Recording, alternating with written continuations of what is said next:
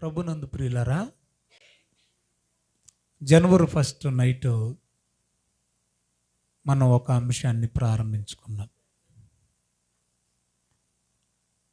అదేదనగా calendar మారిపోతూ ఉంది, కానీ మన క్యారెక్టర్ మారిందా? క్యాలెండర్ మారింది, మరి మన క్యారెక్టర్ ఏమైంది అనే అంశం ప్రారంభించి ఒక చిన్న సందర్భాన్ని నేను మీ దృష్టికి తీసుకొచ్చా. అదేంటంటే, దేవుడు 3 మాటలు చెప్తున్నాడు మనకి ఈ కొత్త సంవత్సరంలో. ఒకటోది ఏంటంటే, దేవుడు చేసే వాగ్దానాలన్నీ నూతనమైనవే. దేవుడు మన నుండి ఆశించేవన్నీ రెండోది నూతనమైనవే. మూడోది, దేవుడు మన కోసం సిద్ధం చేసేవి కూడా నూతనమైనవే. 3 గుర్తుపెట్టుకోండి చాలు. దేవుడు వాగ్దానాలు చేసేవి మనకు నూతనమైన వాగ్దానాలు, దేవుడు మన నుండి కోరేవి ఆశించేవి నూతనమైనవి, దేవుడు మన కోసం సిద్ధం చేసేవి కూడా నూతనమైనవి. అందులో మొదటి మాటగా దేవుడు మనకు వాగ్దానం చేస్తున్నాడు. ఏమని వాగ్దానం చేస్తున్నాడంటే, నేను మీకు నూతన హృదయాన్ని ఇస్తాను, అనుగ్రహిస్తాను అని అన్నప్పుడు వెంటనే మనం ప్రశ్న వేసుకున్నాం, మరి పాతదేం బాగోలేదా, కొత్తది ఇస్తాను అంటున్నాడు ఏంటి అని అంటే, అందరి పాత హృదయాలు బాగోలేవు, అందరి హృదయాలు బాగోలేవు. ఎందుకంటే అందరూ పాపము చేసి దేవుడు అనుగ్రహించు మహిమను పొందలేకపోతున్నారు. అందరు చేశారంటే అందరం చేశాం. నేనన్న మాట కాదు కదా, 6వ అధ్యాయం 5వ వచనంలో, నరుల హృదయాలోచనలు వారి హృదయములో ఉండే చెడుతనం బాల్యం నుండి చెడ్డది అని మనం 8వ అధ్యాయంలో కూడా టచ్ చేసాం, అదే ఆదికాండంలో. గనుక మన హృదయాలు చెడిపోయాయి, గనుక మనకు కొత్త హృదయం కావాల్సి వచ్చింది. ఇది భూమి మీద ఉన్న ఏ అధికారులు ఇవ్వలేరు. అర్థమవుతుంది కదా? భూమి మీద ఏ అధికారులు ఇవ్వలేనిది దేవుడు మాత్రం ఇవ్వగలిగింది నూతన హృదయం. రెండోది నూతన స్వభావం అన్నాడు. రెండోది ఏంటి చెప్పండి? అంటే ఆ హృదయములో పుట్టే ఆలోచనలు, ఊహలు, తలంపులనే స్వభావం అంటారు. అర్థమవుతుంది కదా? అంటే ఆలోచనలు కూడా ఏమైపోయినాయి, చెడిపోయినాయి. కాబట్టే కొత్త ఆలోచనలు, కొత్త తలంపులు, కొత్త ఊహలు దేవుడు మీకు ఇస్తాను అన్నాడు. అందులోనే మొదటిది నూతన హృదయం, నూతన స్వభావం, నూతన ఆత్మ. మనలో ఉన్నది మనుష్యాత్మ, కానీ దేవుడిచ్చేది మనుష్యాత్మని కాదు. మనలో ఉన్నది పిరిగితనము గల ఆత్మ, కానీ దేవుడు మనకు అనుగ్రహించేది పిరిగితనమ గల ఆత్మ కాదు. దేవుడిచ్చే ఆత్మ ఏంటంటే పరిశుద్ధాత్మ. అది బాప్తిస్మం పొందిన వారందరికీ దేవుడు అనుగ్రహించే ఆత్మ. పరిశుద్ధాత్మని దేవుడు మనకు అనుగ్రహిస్తానని వాగ్దానం చేశాడు. ఇప్పుడు జాగ్రత్తగా విందాం. నూతన హృదయం, నూతన స్వభావం, నూతన ఆత్మ అన్నాడు కదా. ఇప్పుడు ఇవి కలిగిన వారు ఎలాగుంటారో, ఎలాగ ఉండాలని దేవుడు కోరుకుంటున్నాడో చూద్దాం. 2 పాయింట్కి వచ్చాను నేను. ఫస్ట్ వాగ్దానం మనం పొందుకుంటే, ఫస్ట్ వాగ్దానం ఏంటి? నేను నూతనమైనవి ఇస్తాను, మీకు నూతనమైనవి ఇస్తానని వాగ్దానం చేసాడు. ఏమేమి ఇస్తావయ్య అంటే 3 మాటలు చెప్పాడు. నూతన హృదయం, నూతన స్వభావం, నూతన ఆత్మ. ఇప్పుడు 2వ పాయింట్కి వచ్చాం. 2వ పాయింట్ ఏంటంటే, ఈ నూతన హృదయం, నూతన స్వభావం, నూతన ఆత్మ కలిగిన వాళ్ళు ఎలాగుండాలి అని ఆయన కోరుకుంటున్నాడంటే, వాళ్ళు ఎప్పటికీ నవనూతనంగానే ఉంటారు. ఈ 3 కలిగిన వాళ్ళు నూతనంగా ఉంటారు, నూతనంగా ఆలోచిస్తారు, నూతనమైన క్రియలే చేస్తారు, పాతవి చేయరు, పాపిష్టివి చేయరు. అందుకని బైబిల్లో ఎంతో చక్కగా రాశాడు పరిశుద్ధాత్మ ప్రేరణతో పౌలు గారు. చూడండి దయచేసి, రోమిలకు రాసిన పత్రిక,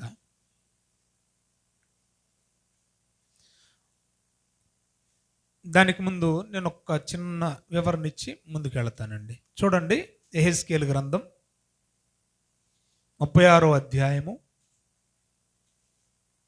యెహెజ్కేలు గ్రంథం 36వ అధ్యాయం 27వ వచనం చూడండి అమ్మా. నా ఆత్మను మీ అందుంచి నా కట్టడలను అనుసరించువారిగాను నా విధులను గైకొనువారుగాను మిమ్మును చేసేదను అన్నాడు. ఒకసారి నా వైపు చూడండి. నూతన హృదయం, నూతన స్వభావం, నూతన ఆత్మ, ఈ మూడు ఒకరిలో ఉన్నాయని మనం ఎలా గుర్తించాలి? చాలా సింపుల్గా చెప్తున్నాను నేను మీకు. ఇప్పుడు ఒక వ్యక్తిలో నూతన హృదయం ఉందండి, ఒక వ్యక్తిలో నూతన స్వభావం ఉందండి, ఒక వ్యక్తిలో నూతన ఆత్మ ఉందండి, ఈ మూడు ఉన్నాయని మనం ఎలా చెప్పొచ్చు? దేన్ని బట్టి చెప్పొచ్చు అంటే, అవి ఉన్నోళ్ళు ఏం చేస్తారో ఇక్కడ రాశాడు వెంటనే. అవి ఉన్నోళ్ళు ఏం చేస్తారంట? ఇప్పుడే అక్కడే చదువమ్మా ఆ మాట చదువు, 27 వచనం చూడండి. అంటే ఆత్మ, నూతన ఆత్మ ఉన్నోడు, నూతన స్వభావం, నూతన హృదయం ఉన్నోడు ఏం చేస్తాడంటే, నా కట్టడలు అనుసరించువారిగాను అన్నాడు. అంటే అర్థం ఏంటి? మళ్ళీ కిందది గైకొను వారుగాను అన్నాడు. చాలా సింపుల్గా చెప్పాడు దేవుడు. తిరగేసి మాట్లాడుకుందాం మనం. ఫస్ట్ నూతన హృదయం, నూతన స్వభావం, నూతన ఆత్మ ఉన్నవారు ఏం చేస్తారంటే దేవుని వాక్యాన్ని గైకొంటారట. విని ఏం చేస్తారట? గైకొంటారంటే ఏంటి? గ్రహిస్తారు. రెండోది అక్కడే రాయబడింది, దానిని అనుసరించి నడుస్తారు. అయిపోయింది. ఒక వ్యక్తిలో నూతన హృదయం, నూతన స్వభావం, నూతన ఆత్మ ఉందని ఎలా గుర్తుపట్టచ్చు అంటే 2 మాటలు చెప్పేశాడు. మొదట దేవుని వాక్యాన్ని బాగా గైకొంటారంటే బాగా వింటారట. రెండవది విన్న దాని ప్రకారంగా అనుసరించి నడుచుకుంటారట. అది ఎవరిలో అయితే ఉండదు. ఎన్ని వాక్యాలనే చెప్పు, బ్రతుకుల్లో మార్పు లేదనుకోండి, అయితే వాళ్ళలో ఏమి లేదు?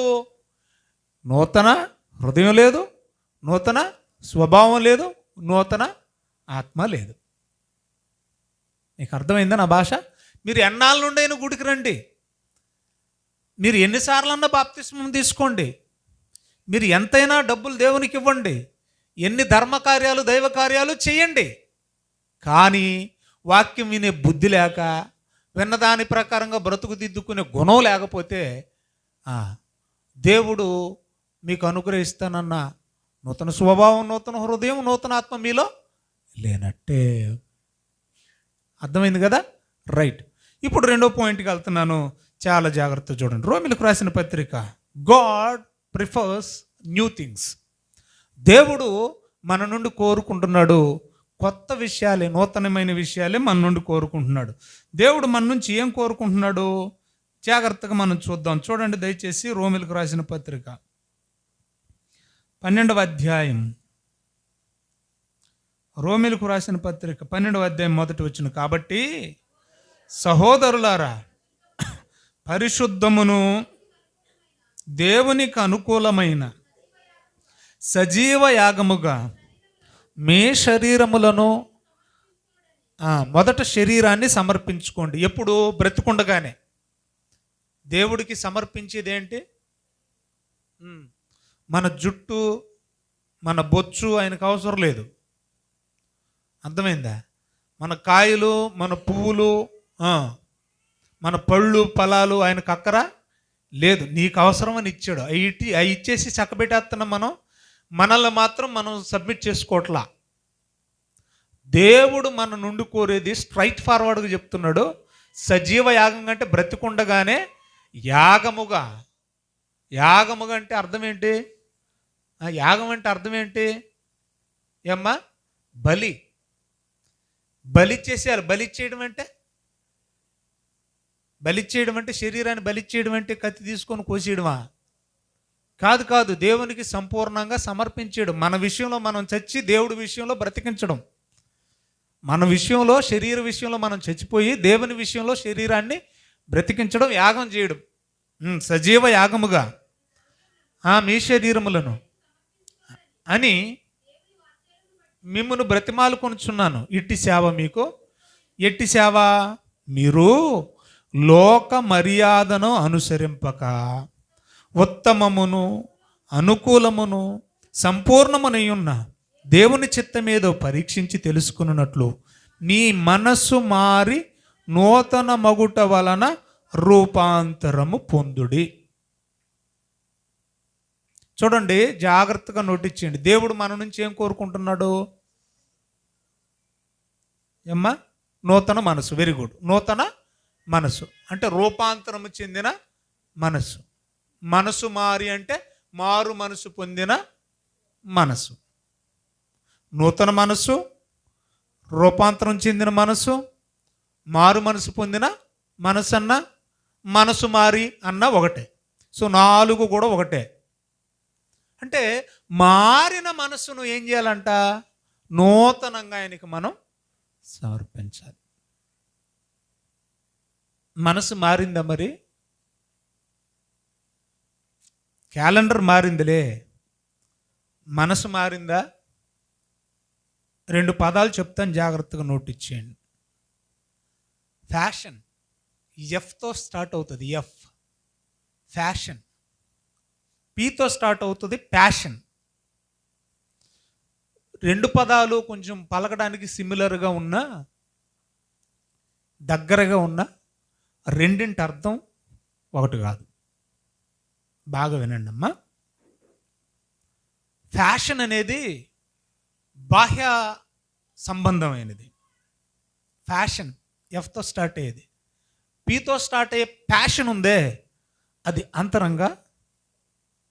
అంతరంగానికి సంబంధించింది. ఫ్యాషన్ అనేది మన బాహ్య వైఖరిని చూపించేది. ప్యాషన్ అనేది మన అంతరంగ వైఖరిని, రుచిని, అభిరుచిని వ్యక్తపరిచేది. అర్థమైందా? ఫ్యాషన్ మారింది కానీ ప్యాషన్ మారట్ల. మనకి కాలానుగుణంగా ఫ్యాషన్ మారిపోతూ ఉంది కదా. ఒకప్పుడు గోచీలు పెట్టుకునే వాళ్ళు ఇప్పుడు లేవుగా. అంటే మన వస్త్రాధరణ, పై వేషము, ఫ్యాషన్ ఏదైతే ఉందో, ఫ్యాషను ఎఫ్తో స్టార్ట్ అయ్యే ఫ్యాషను, ఆ ఫ్యాషన్ మారుతూ ఉంది. మనం ఏం మార్చుకుంటున్నాం? కాలానుగుణంగా ఫ్యాషన్ మార్చుకుంటున్నాం. పెళ్ళికి వెళ్ళేటప్పుడు ఒక రకంగా ఫ్యాషన్గా తయారవుతాం, గుడికి వచ్చేటప్పుడు ఒక రకంగా ఫ్యాషన్గా తయారవుతాం, సావు దగ్గర ఏ ఫ్యాషన్ ఉండదులేండి, ఎలా పడితే అలాగ వెళ్ళిపోతాం కదా. అక్కడ కూడా అలంకరించుకుని వెళ్తాం, ఏంటి వెళ్ళం కదా. అది మన ఫ్యాషన్. కానీ ప్యాషన్ ఉందే, ప్యాషన్ మనం మార్చుకోవట్లా. నీకు ఒక ఎగ్జాంపుల్ కూడా చెప్తాను. వ్యాపర్ అనే ఒక స్నేక్ ఉందండి. అది ఎక్కువగా గల్ఫ్ దేశాల్లో ఉంటుంది. ఇసుక పర్రల్లో ఉంటుంది ఎక్కువ. ఎందుకంటే దాని కలర్ కూడా ఇసుకలో కలిసిపోద్ది. నేను చెప్పినందుకైనా తర్వాత మీరు యూట్యూబ్లో చూద్దరు. కానీ అది ఎంతో ఉండదో, ఇంత మోచేతి అంతే ఉంటుంది. అది మోచేయి అంతే ఉంటుంది.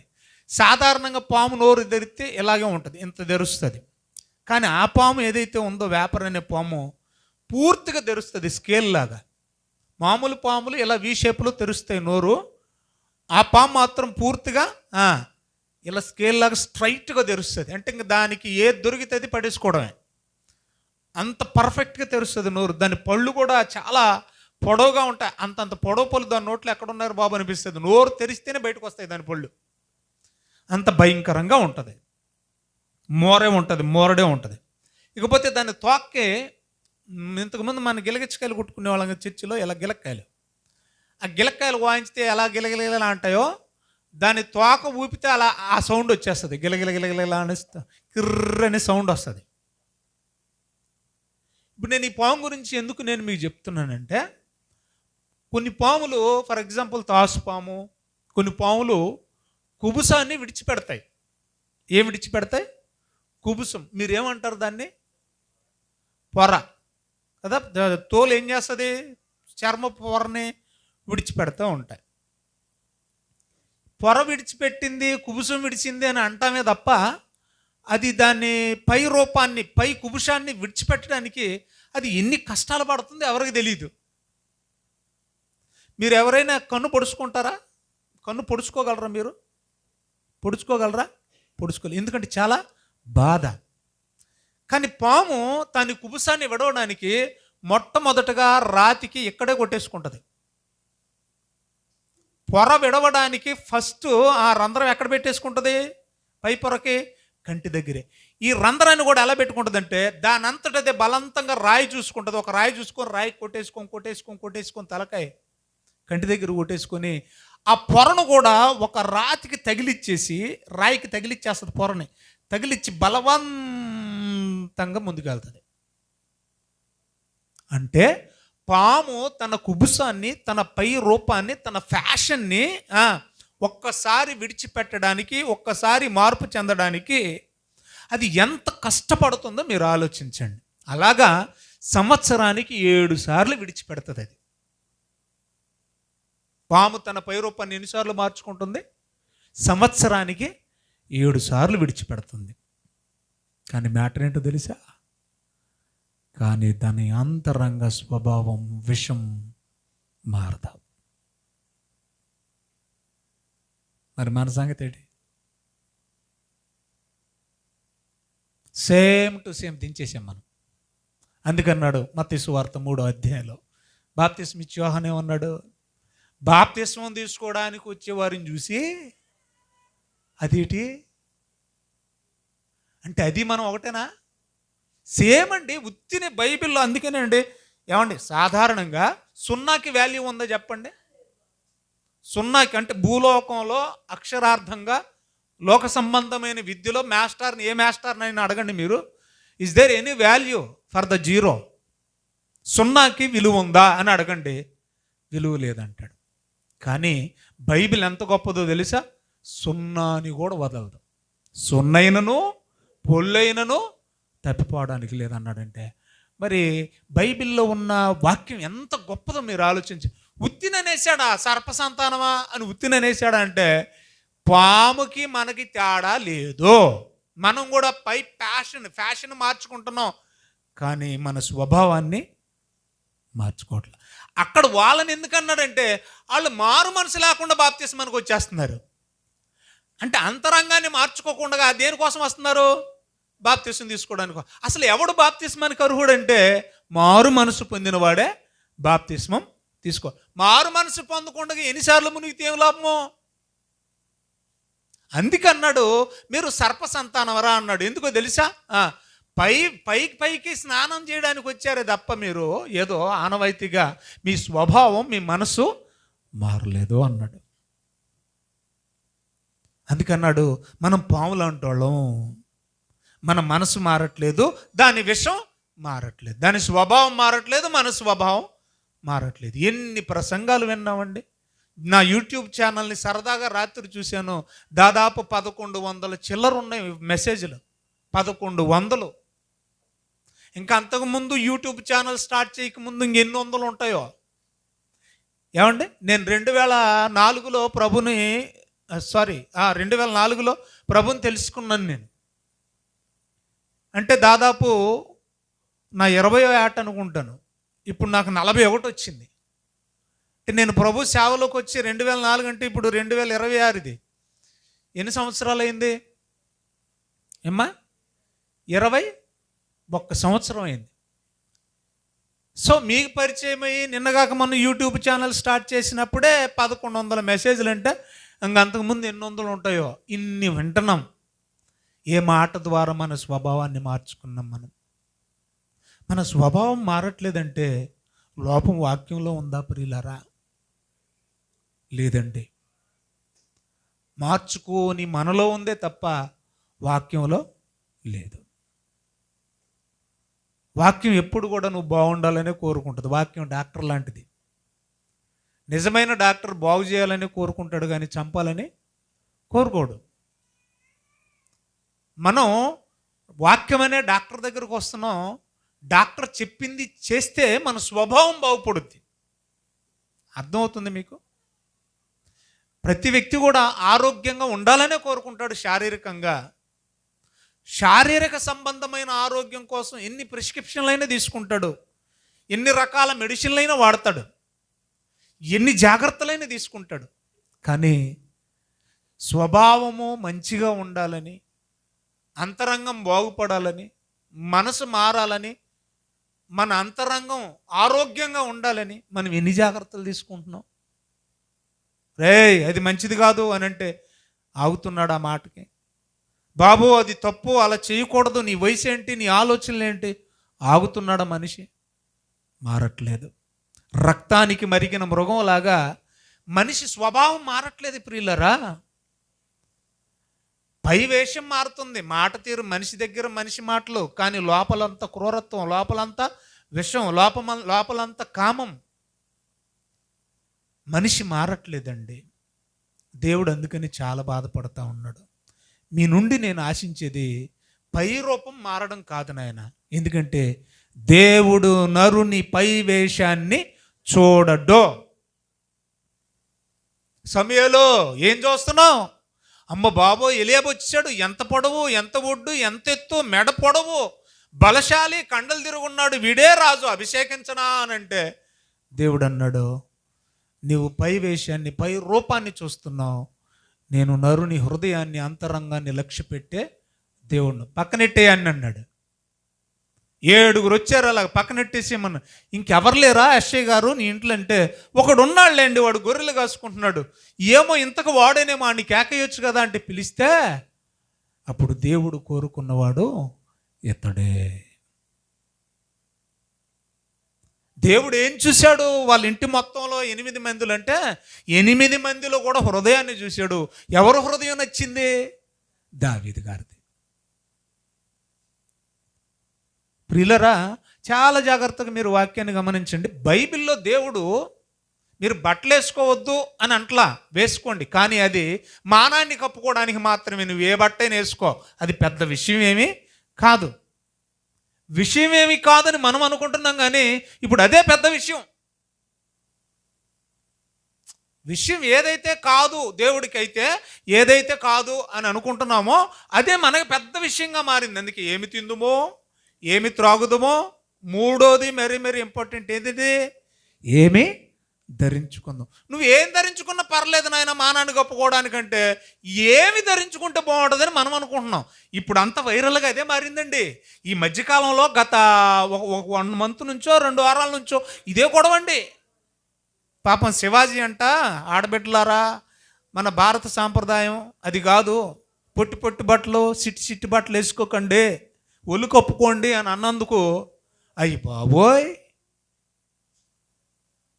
ఇప్పుడు అదే పెద్ద ఇష్యూ అయిపోయింది. ఫ్యాషన్ కదా మరి.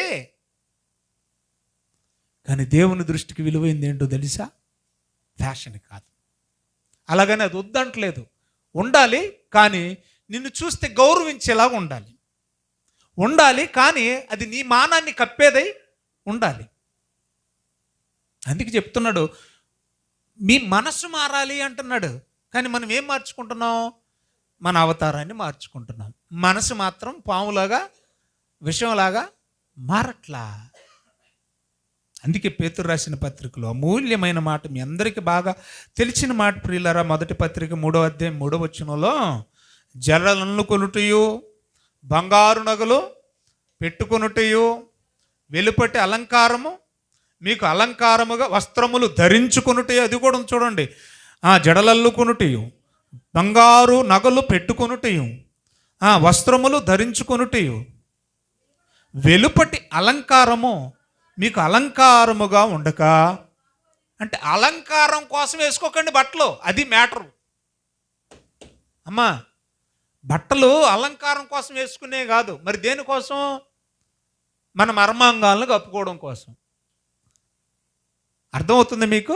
మన సిగ్గును కప్పుకోవడానికి వాడండి, అంతే తప్ప అలంకరణకి వాడకండి. ఆ లెక్కనైతే ఏ పట్టు శారీ కట్టి ఉంటుంది ఏవిడ అవ్వమ్మ. నేను మొన్న ఉప్పాళ్ళలో చెప్పాను అనమాట, అది ఒకసారి చూడండి, బాగుంటుంది మీకు. ఏ పట్టు శారీ? ఆకులండి. అందుకనే ఆ ఆడబిడ్డను చూసినప్పుడు, అబ్బా పచ్చగా ఉందమ్మా, నిండుగా ఉందమ్మా అంటారు. మొదట వేసుకుంది పచ్చరంగే, మరి ఆకులు. సాధువైనట్టు మృదువైనట్టునైన గుణము అను అక్షయ అలంకారముగా మీ హృదయపు అంతరంగ స్వభావము అన్నాడు. బ్రాకెట్లో అంతరంగ పురుషుడు అన్నాడు. ఏమండి? అది దేవుని దృష్టికి మిగుల విలువ గలది. దేవుడు దేనికి వాల్యూ ఇస్తున్నాడు? మీరే చెప్పాలి. ఈ వాక్యాన్ని బట్టి దేనికి వాల్యూ ఇస్తున్నాడు? అంతరంగ స్వభావం. దేవుడు మన నుండి కోరుకునే నూతనమైంది ఏంటో తెలుసా? మారిన మనస్సు. దాని పేరే అంతరంగ స్వభావం. నీ మారిన మనసు నాకు నూతనంగా కావాలి అంటున్నాడు. అర్థమవుతుందండి మీకు? అందుకనే బైబిల్లో కొరింథీయులకు రాసిన 2వ పత్రిక 4వ అధ్యాయం 16వ వచనంలో, కొరింథీయులకు రాసిన 2వ పత్రిక 4వ అధ్యాయం 16వ వచనంలో, కావున పౌలు అంటున్నాడు, మేము అధైర్యపడం, మా బాహ్య పురుషుడు కృషించుచున్నాను అన్నాడు. ఏమన్నాడు? బాహ్య పురుషుడు అంటే అర్థం ఏంటి? మా శరీరానికి అందం లేకపోయినా, మా శరీరం నిరాకారంగా ఉన్నా, మా శరీరానికి చెమటలు పట్టినా, మా శరీరానికి ముడతలు పట్టినా, మా శరీరానికి జబ్బు వచ్చినా మనం దానికోసం బాధపడుతూ ఉంటాం. మేము దానికి అధైర్యపడం, మేము దానికి బాధపడం.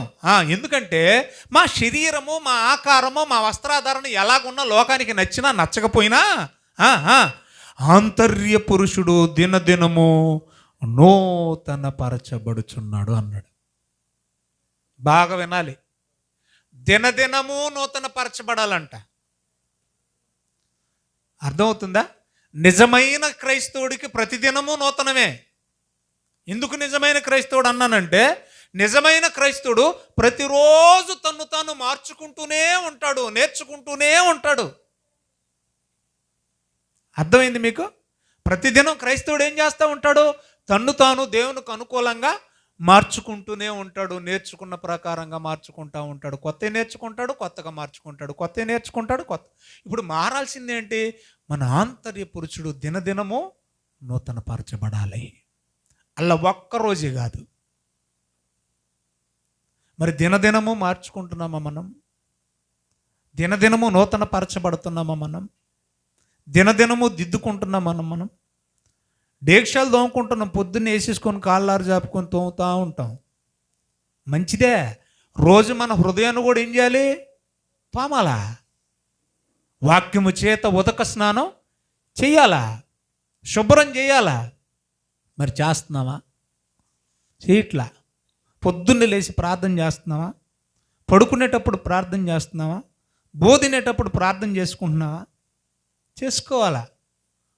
పరీక్షించుకోవాలి హృదయాన్ని. ప్రభు బాలకి వెళ్తాం కొద్దిసేపట్లో. ఏం చేయమన్నాడు అక్కడ? అయోగ్యముగా పాలు పొందుచున్నామేమో, మనల్ని మనమే పరీక్షించుకుని ఎడల మనం తీర్పులోనికి రాము అంటాడు. అంటే ప్రతిరోజు మనం ఏం చేయాలి? మన హృదయాన్ని పరీక్షించుకొని చెడు ఏదైనా ఉంటే, విషం ఏదైనా ఉంటే కడుక్కోవాలా. శుభ్రం చేసుకోవడమే నూతన పరచబడ్డం. ఆంతర్య పురుషుడు దినదినం ఏమవుతున్నాడంట? నూతన పరచబడుచుండెను అని వ్రాయబడింది.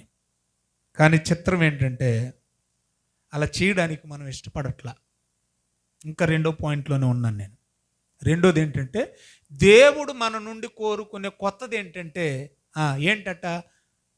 నూతన స్వభావం. అది ఏంటి అని అంటే, మన మనసు మార్చుకోవడం, రూపాంతరం చెందడం, ప్రతిదినం శుభ్రం చేసుకోవడం, కలుషితాన్ని కడుక్కోవడం. దీని గురించి తీతుకు రాసిన పత్రికలో ఒక మంచి మాట ఉందండి. 3వ అధ్యాయం 5వ వచనం. బాప్తిస్మం తీసుకున్న వాళ్ళు ఎంతమంది ఉన్నారు? చేతులు ఎత్తండి సిగ్గుపడకుండా.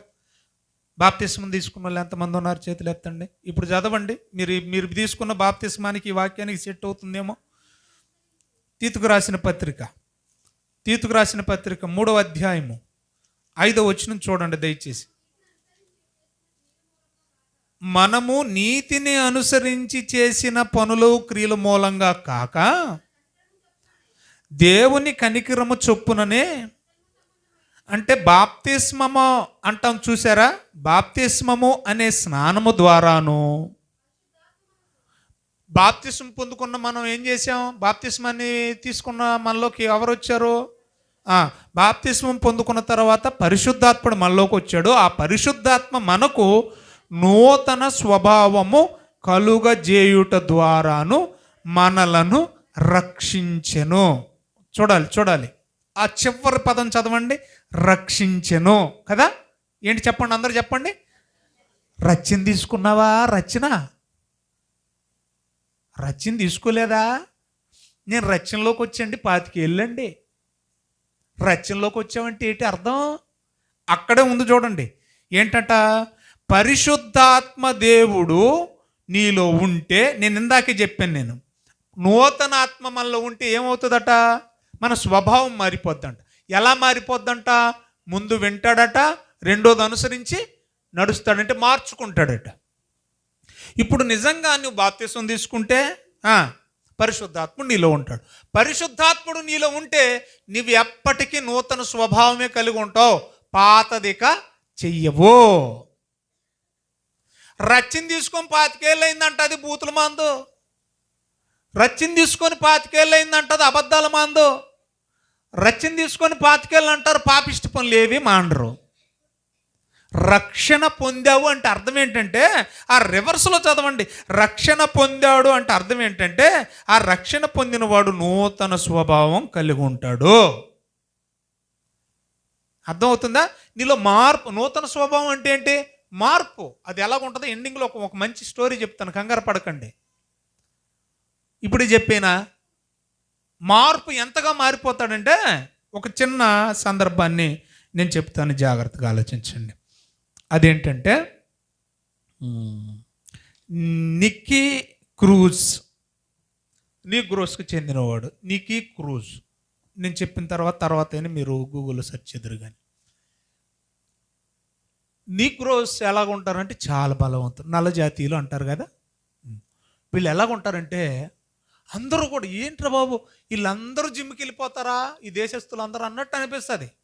వాళ్ళు జిమ్కి వెళ్ళకుండానే వాళ్ళు జిమ్ చేసిన వాళ్ళ ఉంటారు. ఎవరోళ్ళు? నీగ్రోస్. ఈ నిక్కీ క్రూజ్ ఏం చేశాడంటే, సులభతరంగా సునాయాసంగా డబ్బులు సంపాదించాలి. చదువుకున్నారు, నీగ్రోస్కి అంత తొందరగా జాబులు రావు. ఈ మధ్య కూడా వాళ్ళని బాగా చిత్రవద చేసి చాలామందిని చంపేశారు. ఏదో అమెరికా చొరవ తీసుకొని చంపిన వాళ్ళ పట్ల సానుభూతి చూపిస్తూ వాళ్ళు కూడా దాడులు చేశారని విన్నాం మనం. సరే, విషయం ఏంటంటే, ఎంత చదువుకున్న ఉద్యోగాలు వచ్చేలా లేవులే అని చెప్పేసి దొంగల పార్టీలో జాయిన్ అవ్వాలనుకున్నాడంట. ఏ పార్టీ అది? దొంగల పార్టీ. ఇప్పుడు దొంగల పార్టీలో జాయిన్ అవ్వాలంటే ఆర్మీలో ట్రైనింగ్ అయినంత పని అప్పట్లో.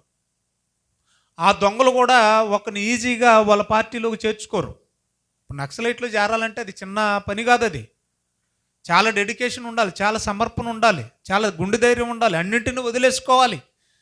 అమ్మ బాబు పిల్ల జల్లంటే కుదరదు, అక్కడ అన్ని చంపుకోవాలి. సో అలాగ దొంగల పార్టీలో జాయిన్ అవ్వాలి అని అనుకున్నప్పుడు ఆ దొంగల నాయకుడు ఏం చేశాడంటే, ఒరే నీకు 2 టెస్టులు పెడతారా, ఈ 2 టెస్టులో ఒక టెస్ట్ సెలెక్ట్ చేసుకో, ఒక టెస్ట్ సెలెక్ట్ చేసుకో. సెలెక్ట్ చేసుకున్న తర్వాత నీకు ఏ టెస్ట్ ఇష్టమో చెబితే ఆ టెస్ట్లో పాస్ అయితే అప్పుడు మా పార్టీలో జాయిన్ చేసుకుంటాం అన్నారట. మొదటి టెస్ట్, కళ్ళకు గంతలు కట్టేసి ఇదిగో నిన్ను అక్కడ నిలబెడతాం, ఈ దూరం నుండి 12 కత్తులు విసురుతాం. కళ్ళకు గంతలు కట్టి ఎన్ని కత్తులు?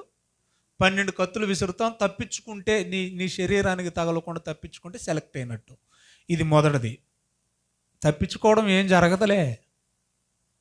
రెండోది, నిలవబెట్టేసి జనపనారతో పిన్న కొరడాతో 100 దెబ్బలు కొడతాం, నోట్లో నుండి శబ్దం రాకూడదు. మేము ఎంత కొట్టినా 100 దెబ్బల్లో ఏ ఒక్క శబ్దం అమ్మ అని కానీ అయ్యా అని కానీ రాకూడదు, కట్టేసి కొట్టేస్తాం అని అన్నప్పుడు రెండోది సెలెక్ట్ చేసుకున్నాడు దొంగల పార్టీలో జాయిన్ అవ్వడానికి. ఇది టెస్ట్ అనమాట. ఎందుకంటే మొదటిది ఎలాగైనా మనం కళ్ళకు గంతలు కడితే తప్పించుకోవడం కష్టం కదా, ఈ పేకలో దూరేసిందను కత్తి చచ్చిపోతాను, ఎందుకు వచ్చిన గొడవలే, పంటి బిగున ఆ కొరడ దెబ్బలే భరిద్దాంలే అని చెప్పేసి సరే అని చెప్పేసి భరించాడండి. సెలెక్ట్ అయిపోయాడండి. సెలెక్ట్ అయిపోయి దొంగలకే నాయకుడు అయిపోయాడు. నిక్కీ క్రూజ్ అనే అతను గజ దొంగ అయిపోయాడు, దొంగలకే నాయకుడు అయిపోయాడు. ఎంత భయంకరంగా దొంగతనం చేసేవాడంటే పావలా కోసం మనిషిని చంపేసేవాడు. అలాగే ఎంతోమందిని చంపేశాడు. ఒకనొక సందర్భంలో అమెరికాలో గొప్ప సువార్థికుడైన బిల్లీ గ్రహం గారి సువార్త విని మారు మనసు పొందాడు, మారాడు. వాళ్ళ ఊరికి వచ్చాడు, విలేజ్కి వచ్చాడు. గజ దొంగ మారిపోయాడు కదా, మరి జనజీవన స్రవంతిలో కలిసిపోయాడు, వాళ్ళ విలేజ్కి వచ్చాడు. అయితే ఒక కుర్రోడు, యవనస్తుడైన కుర్రోడు ఆయన సాక్ష్యం వింటా ఉన్నాడు. గతంలో నా చరిత్ర ఇది, నేను ఎంతమందిని చంపేశాను, చాలామందిని పొట్టను పెట్టేసుకున్నాను, నా ఉసురు వాళ్ళ ఉసురు నాకు తగులుద్ది. అలాంటప్పుడు ప్రభువు నాతో మాట్లాడాడు, నా బ్రతుకును మార్చుకున్నాను, నేను చాలా మారిపోయాను అని సువార్త చెబుతా, సాక్ష్యం చెప్తా ఉంటే స్టేజీ మీద వీడు ప్రిపేర్ అయి ఉన్నాడంటే యవనస్తుడు ముందుగానే. ఏంటంటే బాగా సలసల కాగి నీరు బాగా కాగబెట్టేసి, నువ్వు మారావనడానికి రుజువేంటి అని అడిగాడు. సాక్ష్యం అయిపోయిన తర్వాత అందరి మధ్యలోనే, స్టేడియంలోనే, నువ్వు మారావనడానికి రుజువేది? Is there any change? Is there any witness for your change అని అడిగాడు. నువ్వు మారావనడానికి రుజువు ఏంటి అని అంటే, చెప్పండి, మీరు ఏ పరీక్ష పెడితే దానికి నేను సిద్ధం అని అన్నాడు. అప్పుడు వెంటనే అన్నాడు, నేను పరీక్ష పెడుతున్నాను, ఆ పరీక్షలో నువ్వు పాస్ అయితేనే మారావు అనడానికి రుజువు అన్నాడు. అందరు ఉండగానే, స్టేజ్ మీద ఉండగానే కుర్చీ మీద కూర్చోబెట్టి, నువ్వు మారావనడానికి రుజువేంటో ఇప్పుడు నిన్ను నువ్వు నిరూపించుకొని సలసల కాగి ఆ నీళ్లు తెచ్చి నెత్తిన పోసాడు. మీరేం చేస్తారు చెప్పండి? డమ్మ డక్క డయ్యా డాలి ఏంటి అయ్యి అన్నీ వచ్చేస్తాయి. ఇక్కడ లఘువులు గురువులు అన్నీ వచ్చేస్తాయి మన నోట్లో నుంచి. అవునా కాదా? బండ బూతలాడటం లేదంటే నిజంగా నిక్కీకరుచుకున్న బలానికి, ఆయన కోపానికి ఒక్క దెబ్బతో చంపేసేయాలండి.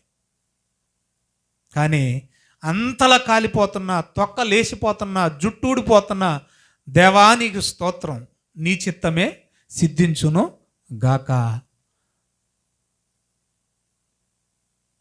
మారేమనడానికి రుజువేంటి? తిరగబడ్డమా ఏమ్మా? కానీ ఈరోజు చిత్రం ఏంటంటే తెలుసా, పెద్ద పెద్ద బోధకులు ఎవడో అన్నాడని ఈడనేస్తున్నాడు, ఎవడో మన దేవుణ్ణి అన్నాడని వీళ్ళేం చేస్తున్నారు? రివర్స్ అయిపోతున్నారు. ఈరోజు మన రెండు తెలుగు రాష్ట్రాలు వల్లకాడైపోతున్నాయంటే, ఏమంటే ఒక రావణ కాష్టంలా కాలిపోతున్నాయంటే కారణం ఏంటో తెలుసా? క్రైస్తవుడిగా నీ మాదిరితనం ఏదయ్యా? మనల్ని దేవుడు చేయమన్నది ముష్టి యుద్ధం కాదు. వాళ్ళు దూషించినప్పుడు దానికి తగిన సమాధానం చెప్పాలి, కానీ మనం తిరగేసి వాళ్ళని దూషిస్తే మనకి వాళ్ళకి తేడా మార్పు ఏముందండి? మార్పు లేదండి. అందుకే దేవుడు ఏం కోరుకుంటున్నాడు తెలుసా? మీరు నిజంగా రక్షణ పొందారంటే మీ స్వభావం మారాలి. అలాంటి మారు మనసు, అలాంటి నూతన స్వభావం నాకు కావాలి. మీ మనసు మారి నూతన మొగట వలన ఏం చేయమన్నాడు? రూపాంతరము పొందుడి అన్నాడు. మరి మారామా మనం నిక్కి క్రూజులాగా? ఇంకా పాములాగా ఉన్నావా? క్రూజులాగా ఉన్నాం, పాములాగా ఉన్నావా? ఏదో ఒకటి చెప్పండి, పోనీ ఆపేస్తా నీకు ప్రసంగం. పాములాగా ఉన్నావా, నిక్కి క్రూజులాగా ఉన్నావా? పాములాగే ఉన్నావు అన్నది ఆవిడ ఒప్పేసుకుంది. ఈ నూతన సంవత్సరంలో అయ్యే కావాలి మనకి. ఒప్పుకోలే, దాచిపెట్టుకోలు కాదు. రైట్. ఒకవేళ ఇంకా పాములాగే ఉంటే అమ్మది అందరికి అప్లై చేసుకుందాం, తప్పేం లేదు. ఒకవేళ పాములాగే ఉంటే మరి మారడానికి మనం ఏమన్నా ప్రయత్నం చేయొద్దా? ప్రయత్నం చేయాలి కదా. అసలు ప్రయత్నం చేయందే ఫలితం రాదు కదా. ఏదో ఒక ఫలితం, చెడు ఫలితమో మంచి ఫలితమో, ఏ ఫలితం రావాలన్నా మనం ముందు ఏం చేయాలి? ప్రయత్నం ట్రై చేయాలి. ఒకటి. రెండోది ప్రార్థన చేయాలి. దేవుడు రెండో పాయింట్లోనే ఉన్నాను. మన నుండి ఆశించేది ఏంటంటే నూతన హృదయం లేదా మారు మనసు, నూతన మనసు, రూపాంతరం చెందిన మనసు, నూతన స్వభావం. ఇప్పుడు ఇది దేవుడికి మనం ఇవ్వాలంటే మనం దాన్ని తయారు చేసుకోవాలి మనమే. అర్థమైందా? దేవుడు కోరిందని మనం తయారు చేసి దేవుడికి ఇవ్వాలి. తయారు చేయాలంటే ఏం చేయాలంటే, నెంబర్ 1 మనం ప్రయత్నించాలి. రెండోది మన వల్ల కాకపోతే దేవుడికి అప్పగించాలి. ఎలాగా? ప్రార్థన ద్వారా. ఒకటి ప్రయత్నము, రెండవది ప్రార్థన. ప్రయత్నించమని బైబిల్లో ఉందా? ఒకసారి చూద్దాం. హెబ్రీయులకు రాసిన పత్రిక 12వ అధ్యాయం 14వ వచనం. హెబ్రీయులకు రాసిన పత్రిక 12:14 అందరితో సమాధానమును పరిశుద్ధతయు కలిగి ఉండుటకు ప్రయత్నించుడి ఉందా బైబిల్లో? మీ బైబిల్లో మాట రైట్. ఏం చేయాలంట మనం? పరిశుద్ధత, సమాధానం నూతన స్వభావానికి సంబంధించినే కదా. మనం గతంలో పరిశుద్ధులమా? గతంలో అందరితో సమాధానంగా ఉన్నామా? లేం. అంటే నూతనమైన స్వభావం కలిగి ఉండడానికి ప్రయత్నించండి, అందులో భాగమే సమాధానం, పరిశుద్ధత అన్నాడు. రైట్. ఇప్పుడు మొదటిగా మనం ఏం చేయాలి? ప్రయత్నిద్దాం. అర్థమవుతుందా? ప్రయత్నిద్దాం. ప్రయత్నించిన పని అవ్వట్లా. చూడాలి నా వైపు. ప్రయత్నించినా కూడా మనకేమవ్వట్లేదు, పని అవ్వట్లేదు. ఎందుకు అవ్వట్లేదు? నేను అంటాను, రెండు రకాలు చెప్తాను వినండి. భూమి మీద అతి శ్రేష్టమైన జన్మ ఏది చెప్పండి? అమ్మా, ఆకాశ పక్షులను చూడి, విత్తవు, కోయవు, కొట్లలో కూర్చుకొనవు. మీరు వాటికంటే రైట్. పాయింట్కి రండి. భూమి మీద మళ్ళీ అడుగుతున్నా, అతి శ్రేష్టమైన జన్మ జీవి ఎవరు? మనిషే కదా. మళ్ళీ రెండో కోణంలో అడుగుతున్నాను, భూమి మీద స్థిరం లేని జీవేది? అంత కరెక్ట్గా ఎలా చెప్పారు? ఎక్స్పీరియన్సు. భూమి మీద స్థిరం లేని జీవేదంటే 84 లక్షల జీవరాశులు మనిషి తప్ప అన్ని స్థిరంగానే ఉంటాయి కదా. ఇప్పుడు ఫస్ట్ అన్నాను కదా, మనం నూతనంగా మారాలంటే ఏం చేయాలన్నాను నేను? ప్రయత్నం చేయాలి. ఈ ప్రయత్నంలో మనం ఏమవుతున్నాం? విఫలం అయిపోతా ఉన్నాం, ఫెయిల్యూర్ అయిపోతున్నాం. కారణం ఏంటంటే మళ్ళీ ఏమి లేదు, అతి మ్యాటర్. మళ్ళీ ఏమి లేదు. నిజమా కాదు చెప్పండి? చిన్న ఎగ్జాంపుల్ చెప్తాను, స్థిరం లేదన్నాను. స్కూల్లో సోషల్ మాస్టర్ అన్నాడంట, ఒరే ఖచ్చితంగా మీకు 10th క్లాస్లో ఈ డాష్ వస్తుందిరా. డాష్ అంటే ఫిల్ ఇన్ ద బ్లాంక్స్. డాష్లు అంటారు కదా. ఏంటి డాష్ అంటే? భూమి డాష్ ఆకారంలో ఉండెను అనగానే అందులో రాయాలంట ఏమని? భూమి గుండ్రముగాను గోళాకారముగాను ఉండెను. వాడు నా టైపు బట్టి, అంటే నాకు కూడా అంత బుర్ర సరిగా పనిచేయదు, బట్టి అనమాట. ఏమని? భూమి డాష్ ఆకారములో ఉండెను, బ్రాకెట్లో గుండ్రముగా. భూమి డాష్ ఆకారంలో ఉండెను, గోళాకారంలో గుండ్రముగా ఉండెను అని ఇలాగా వాడు 100 సార్లు అనుకుంటే కానీ అది గుర్తుండదు వాడికి. బట్టి టైపు కదా, బట్టి పడతారంటారు తెలుసా మీకు? కొంతమందికి వినంగానే గ్రాస్పింగ్ పవర్ ఉంటుంది. పాస్టమ్మ గారు కూడా అదే బడి అంట, ఇలాగంటుంది. ఓహో, నా పాపకు వచ్చిందా? ఏదో ఒకటి రావాలి కదా వంశపారంపర్యంగా. దేవుని స్తోత్రం, ఇంతకైదన్నా వచ్చింది ఆవిడికి. సరే, ఇది బళ్ళో. ఇంటికి వచ్చిన తర్వాత కూడా వాడు తీసి చదువుతున్నాడంట.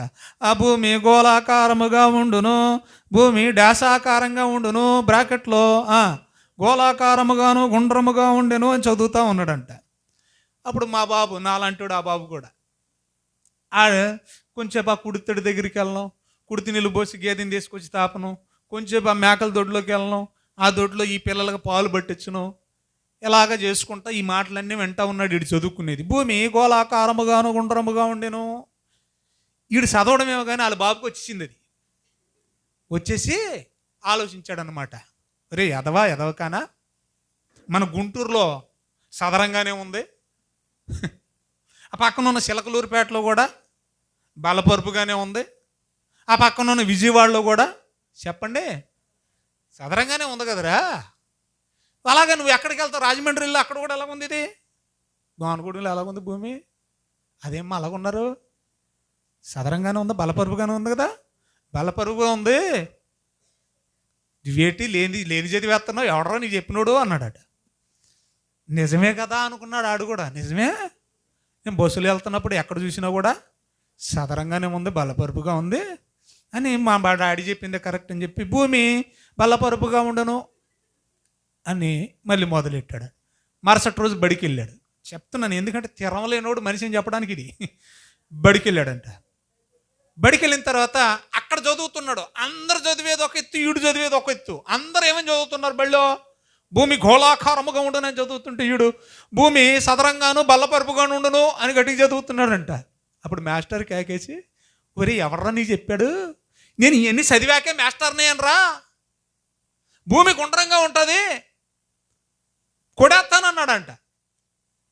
అది కదండి మా గుంటూరులో సదరంగానే ఉందయ్యా, ఆ పక్కన ఉన్న చిలకలూరిపేటలో కూడా నేను చూశానయ్యా బాబు అని అంటే, కాదురా శాస్త్రవేత్తలు పరిశోధన చేసి చెప్పారా గుండ్రంగా ఉంటుందిరా, బయటికి వెళ్ళి చూస్తే తెలుస్తుంది భూమి ఎలాగ ఉందో, భూమి మీద ఉండే తెలిసి చూస్తే అర్థం కాదురా అని అంటే, ఈ గొడవేటయ్యా బాబు, ఇంటికి వెళ్తే మా నాన్నతో దొబ్బు, బళ్ళలోకి వస్తే మీతో గొడవ, ఎందుకు వచ్చిన గొడవలు అని చెప్పేసి భూమి బడిలో గుండ్రముగా ఉండును, ఇంటి దగ్గర సదరముగా ఉండును చదువుతున్నాడు అంటాడు.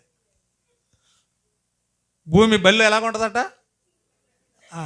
ఇంటి దగ్గర సదరంగా ఉంటుందంట. తెరవలేని మనిషి ఎలా పడితే అలా మారిపోతాడు. అందుకనే మనల్ని మనం నూతన పరుచుకోవడం, మన స్వభావాన్ని మార్చుకోవడం ప్రయత్నించిన పనవట్ల కారణం ఏంటంటే మన జీవితంలో స్థిరత్వం లేదు. ఇప్పుడు మనం చేయాల్సింది ఏంటంటే మనలో స్థిరం లేదు కాబట్టి మనల్ని స్థిరపరచమని ఎవరికి ప్రార్థన చేయాలి మనం, అది మ్యాటర్. అలాగా ఇద్దరు భక్తులు చేశారు. చూద్దాం ఒకసారి హబక్కూకు రాసిన గ్రంథం, ఇది చెప్పి నేను ముగించేస్తాను. తర్వాత వచ్చే ఆదివారం మరొక ఎపిసోడ్లో ఇంకా ఇది ఉంది మాట్లాడతాను, నేను మంచి విషయాలు ఉన్నాయి. హబక్కూకు రాసిన గ్రంథం 3వ అధ్యాయము 2వ వచనం. హబక్కూకు రాసిన గ్రంథం 3వ అధ్యాయము 2వ వచనం చదవండి. యెహోవా నిన్ను గూర్చిన వార్త విని నేను భయపడుచున్నాను. యెహోవా అబ్బబ్బా సూపర్, ఆ సంవత్సరములు జరుగుచుండగా అంటే అర్థం ఏంటి? సంవత్సరాలు జరగాలంటే నెలలు రావాలి, నెలలు రావాలంటే వారాలు రావాలి, వారాలు రావాలంటే రోజులు రావాలి, రోజులు రావాలంటే గంటలు రావాలి, గంటలు రావాలంటే నిమిషాలు రావాలి, నిమిషాలు రావాలంటే సెకండ్లు రావాలి. అంటే ఆయన ఒక్క మాటలు చెప్పేసాడు. ఏమన్నా తెలుసా? అయ్యా ప్రతి సెకను నన్ను నూతనంగా మార్చు. ప్రతి సెకను నేను మార్చుకోలేకపోతున్నాను, నా వల్ల అయితే సంవత్సరాలు మారుతున్నాయి కానీ నా బతుకు మారట్లే. ప్రయత్నం చేస్తున్నాను కానీ మార్చుకోలేకపోతున్నాను, మానలేకపోతున్నాను. మందు మానలేకపోతున్నాను, సిగరెట్ మానలేకపోతున్నాను, గుట్కాలు మానలేకపోతున్నాను, బూతులు మానలేకపోతున్నాను, పాపిష్టి పనులు మానలేకపోతున్నాను, కామ క్రోధ మోహ మద మత్సరములు ఏవి నేను మానలేకపోతున్నానయ్యా, నా వల్ల కావట్లా. నువ్వు మార్చయ్యా, నా బతుకు నీ చేతుల్లో పెడుతున్నాను, నా జీవితాన్ని నీ చేతుల్లో పెడుతున్నాను, దయచేసి నువ్వు మార్చయ్యా. నా చేతుల్లో ఉన్నంతకాలం నా వల్ల అవ్వట్లా, నీ చేతుల్లో పెడుతున్నాను, నువ్వు మార్చయ్యా. ప్రార్థన చేస్తున్నాడా? ఇది ఎవరు చేసిన ప్రార్థన? హబక్కూకు. ఏమండి ఇంకొక భక్తుడు కూడా ప్రార్థన చేశాడు. ఏమని చేశాడు చూడండి, 51వ కీర్తన 10వ వచనం. 51వ కీర్తన 10వ వచనం చూడండి. 51వ కీర్తన 10వ వచనం. దేవా నాయందు, ఎవరు ఈ భక్తుడు? ఎవరు? దావీదు. ఏమని ప్రార్థన చేస్తున్నాడు? దేవా నాయందు శుద్ధ హృదయము కలుగు చేయము, నా అంతరంగములో స్థిరమైన మనసు నూతనముగా. అంటే దావీదు అంతటి వాడు ఒప్పుకున్నాడు. తెరమున్నోడైతే బచ్చబాతో పాపం చేయడుగా, ఆల్రెడీ భార్య ఉందిగా, మనవరాలు వయసు కదా, బుద్ధి ఉండక్కర్లేదా? ఏమైంది బుద్ధి అంటే? స్థిరం లేదు, బుద్ధికి ఏమీ లేదు, స్థిరం లేదు. అందుకు అడుగుతున్నాడు. దావీదు అంతటి వాడే మార్చుకోలేకపోయాడు. అర్థమవుతుందండి నా భాష మీకు? ట్రై చేసి ఉంటాడు చాలాసార్లు ఏం చేసి ఉంటాడో ప్రయత్నం చేసి ఉంటాడు, కానీ పనవలా. అందుకని జీవితాన్ని ఎవరి చేతుల్లో పెడుతున్నాడు? నా వల్ల మౌల్డ్ చేసుకోలేకపోతున్నాను కాబట్టి ఏం చేయాలి? దేవుడి చేతులు పెట్టేస్తున్నాను. అందుకు అడుగుతున్నాడు. ప్రార్థన ఇది దావీదు చేసిన ప్రార్థన, దుఃఖాక్రాంతుడై చేసిన ప్రార్థన. దేవా నా యందు కాదు స్థిరమైన మనసు, నా అంతరంగమందు స్థిరమైన మనసు నూతనంగా పుట్టించు. ఈ నూతన సంవత్సరంలో దేవుడికి మనం గిఫ్ట్గా ఇవ్వాల్సింది ఏంటి? స్థిరమైన స్థిరత్వం కలిగిన మనసుని ఎవరికి ఇవ్వాలి?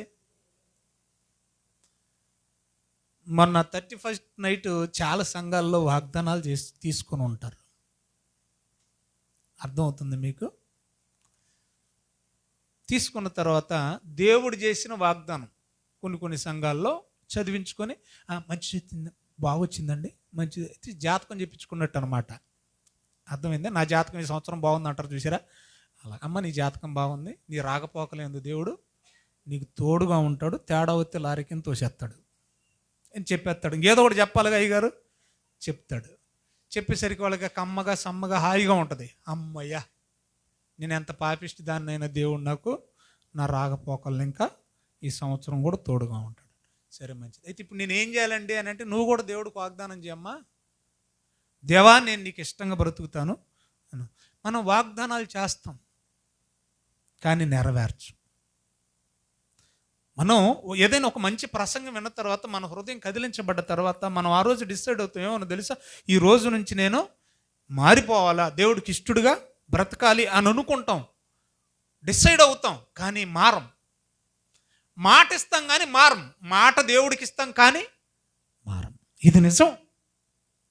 నేను కూడా ప్రభువులోకి రాకముందు అస్థిరుణ్ణే, చాలాసార్లు మారాలనుకునేవాడిని కానీ మారలేకపోయేవాడిని. ఎందుకంటే స్థిరత్వం ఉండేది కాదు మనిషిగా మాకు.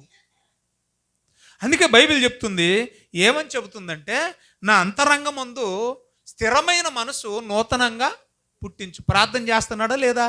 చేశాడు. స్థిరమైన మనసు పుట్టించాడా దేవుడు లేదా? మీరే చెప్పాలి. రాజుల గ్రంథం 1వ అధ్యాయానికి మీరు వెళ్ళి ఆలోచన చేస్తే, ఒక అందమైన కన్నిపిల్లను వృద్ధాప్య దశలో తీసుకొచ్చి దావీదు పక్కలో పడుకోబెడితే కనీసం ముట్టను కూడా ముట్టలేదంట. మారిందా లేదా ఆయన హృదయం? బాగుపడిందా లేదా? బాగుపడుద్ది. ఎప్పుడు బాగుపడుద్ది? మన మనస్సు మీద మన అధికారం ఉన్నంత వరకు మనం బాగుపడం. రాసేసుకోండి, బాగా రాసుకోండి. ఎప్పుడైతే మన మనస్సు మీద దేవునికి అధికారాన్ని అప్పగిస్తామో ఆటోమేటిక్గా మారిపోద్ది. ఎంతకంటే కొత్తదైన నూతనమైన సూత్రం నేనేం చెప్పలేను. 2 చెప్తాను ఫైనల్గా. ఎప్పుడైతే మన జీవితం మీద, మన మనస్సు మీద, మన క్రియల మీద, మన ఆలోచనల మీద మన పెత్తనం ఉంటుందో మన బతుకు మారదో. మన జీవితం మీద దేవునికి అధికారం కట్టబెడితే, దేవుని నడిపింపుకు అప్పగిస్తే, దేవునికి సమర్పిస్తే క్షణాల్లో మారిపోద్ది. అర్థమవుతుంది అనుకుంటున్నా భాష. మళ్ళీ చెప్తాను చూడండి, ఇంకొక ఎగ్జాంపుల్ కూడా చెప్తాను. కాలం తాకింది ఏదైనా పాతబడిపోద్ది, దేవుడు తాకింది ఏదైనా క్రొత్తదైపోద్ది. చెప్పనా అర్థమయ్యేలాగా? వద్దంటారా? ఈరోజు ఏ వారం? ఆదివారం. ఓకేనా? ఆదివారాన్ని కాలం తాకిందా లేదా? చెప్పండి. సమయం తాకిందా? తాకబట్టి క్షణాలు అయిపోద్ది. సమయం తాకిన ఆదివారం రేపటికి ఏమైపోద్ది? పాతైపోద్ది. కానీ దేవుడు తాకింది ఏదైనా నూతనం అయిపోద్ది. దేవుడు తాకింది ఏదైనా ఏమైపోద్ది? కొత్తదైపోద్ది. అందుకని అంటాడు నికోదేము, దగ్గరకు వచ్చి అడుగుతాడు అనమాట, ఒకడు క్రొత్తగా జన్మించిన ఎడలా అంటాడు. అంటే అది ఎలా సాధ్యం? దేవుడు దర్శిస్తే ప్రతి మనిషి ఏమవుతాడు? అందుకంటే నేను రేపు అశోకుల దగ్గర మాట్లాడతాను. ఎవడైనను క్రీస్తునందున్న ఎడలా వాడు ఎప్పటికీ కొత్తవాడే. క్రీస్తు తాకిన వాడు, దేవుడు తాకిన వాడు ఎవడైనా ఏమైపోతాడు? క్రొత్తవాడు అయిపోతాడు, నూతనం అయిపోద్ది. ఏదైనా కాలం తాకింది పాతదైపోద్ది, దేవుడు తాకిన వాడు నూతనం అవుతాడు. కాలం జనవరిని తాకింది, జనవరి 1 పాతదైపోయింది. నిన్ను తాకితే నువ్వెప్పటికీ కొత్తదానివే, కొత్తడివే. కాబట్టి మన బ్రతుకులో స్థిరత్వం రావాలి, మన బ్రతుకులు బాగుపడాలి. ఆ బాగుపడిన బ్రతుకు దేవుడికి ఇవ్వాలంటే మన వల్ల అవ్వట్లేదు. మరి ఏం చేయాలి? ప్రార్థన చేయాలి. దేవా నా యందు శుద్ధ హృదయం కలుగు చేయి, నా అంతరంగమందు స్థిరమైన మనసు నాకు నూతనంగా పుట్టించు. దేవుడికి అప్పగిస్తే దేవుడు ఖచ్చితంగా దాన్ని బాగు చేస్తాడు. బాగు చేసుకోవడం మన అల్లవట్లా. మరి ఏం చేయాలి? దేవుడికి అప్పగించాలి. ఇప్పుడు దేవుడు ఏం చేస్తాడు? ఖచ్చితంగా బాగు చేస్తాడు. మరి మనం ఆయన అధికారానికి అప్పగించేస్తున్నామా మన జీవితాన్ని? మన జీవితం మీద ఏలుబడి పెత్తనం మనమే చేస్తున్నామా? అందుకంటాడు సామెతల గ్రంథంలో చూడండి, 3వ అధ్యాయం 6వ వచనం. సామెతల గ్రంథం 3వ అధ్యాయం 6వ వచనం. నీ ప్రవర్తన అంతటి అన్నాడు. అది అండర్లైన్ చేయండి. నీ ఆలోచనలు కానీ, నీ క్రియలు కానీ, నీ తలంపులు కానీ, నీ మాట కానీ, నీ చూపు కానీ, ఏదైనా కానివ్వండి, అంత అంతటి యందు ఆయన అధికారమునకు ఒప్పుకొనుము. చాలమ్మా. ఏం చేయాలి ఇప్పుడు మనం? మన జీవితం బాగుపడాలంటే ఏం చేయాలి? ఆయన అధికారం మన జీవితంలో ఒప్పుకోవాలి. ఆయన అధికారానికి మన జీవితం ఏం చేయాలి? ఒప్పుకోవాలి. అంటే అది ఎలాగా? చెడు చూడకు అన్నప్పుడు మన జీవితంలో ఒప్పుకోవాలని మన జీవితంతో ఒప్పించాలి, మన కళ్ళతో ఒప్పించాలి. కన్యకును నేనేలాగు చూతును ఎవరన్నారు? యోబు గారు అని కంటిని కంట్రోల్ చేసాడు. అర్థమవుతుందా? ఇప్పుడు దేవుని అధికారానికి మనం ఒప్పుకోవడం అంటే అర్థం ఏంటి? మన శరీరం మీద, మన బ్రతుకు మీద, మన ఆలోచనల మీద, మన క్రియల మీద దేవుడు పెత్తనం చేయాలి, దేవుడు అధికారం చెలాయించాలి. అప్పుడు మన జీవితం బాగుపడుతుంది. ఇంకొక కోణం చెప్తాను మీకు, వినండి.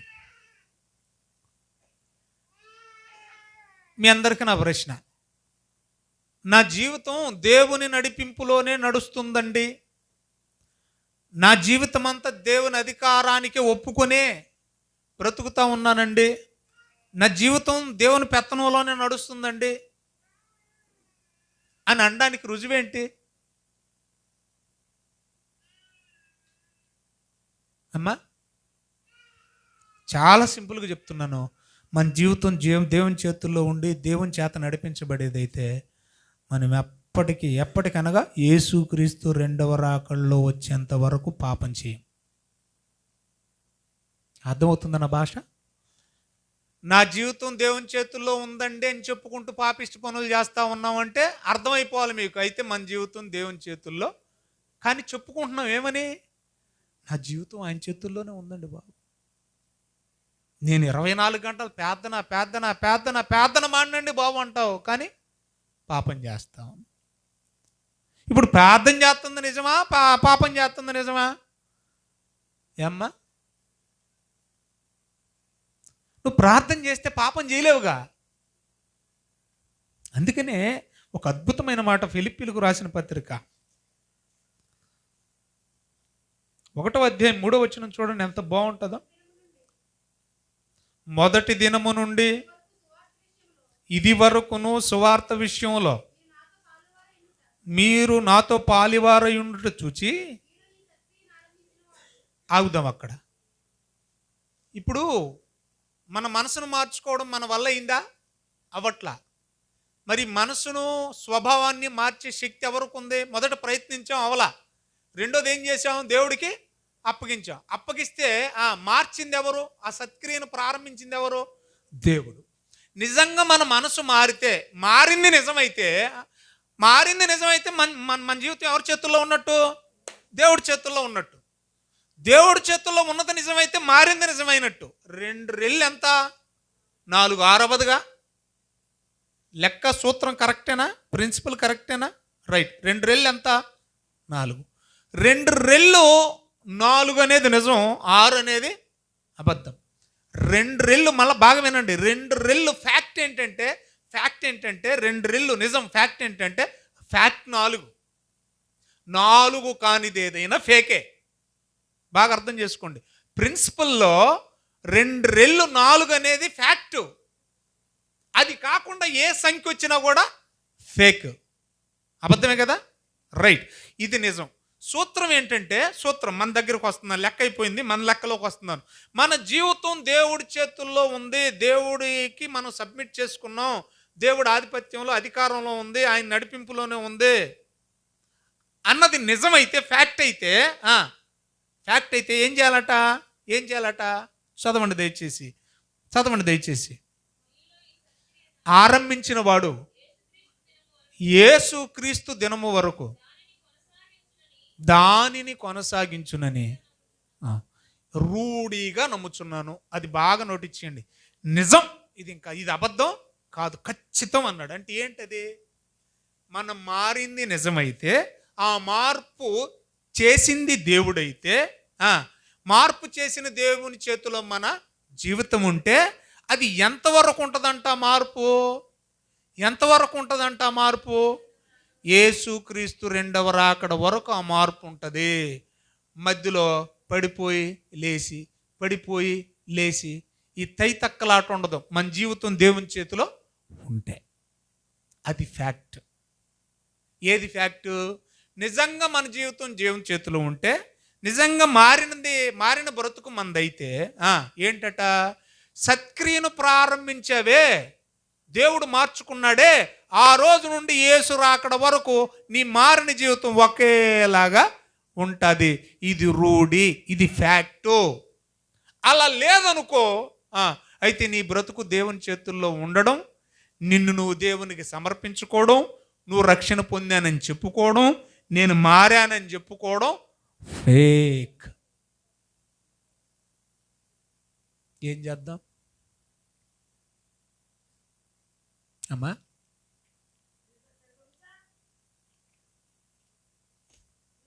ఒక వ్యక్తి